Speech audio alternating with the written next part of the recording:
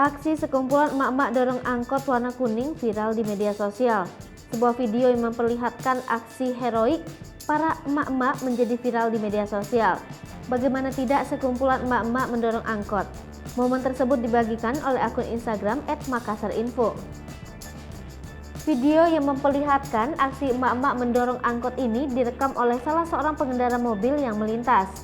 Dalam video yang beredar di media sosial, tampak dari kejauhan ada sejumlah emak-emak mendorong angkot berwarna kuning. Tampaknya saat itu hari masih siang lantaran kondisi jalanan terlihat ramai dan juga cukup panas. Namun hingga artikel ini disusun tidak diketahui penyebab emak-emak itu mendorong angkot kuning. Rombongan emak-emak itu berkumpul di belakang angkot dan mengerahkan tenaga untuk mendorong angkot sepanjang jalan. Bahkan mereka terlihat sangat totalitas mendorongnya. Video yang memperlihatkan emak-emak mendorong angkot di jalan ini lantas menuai beragam respons dari warganet. Menurut informasi dari warganet diduga lokasi emak-emak mendorong angkot ini berada di Surabaya, Jawa Timur.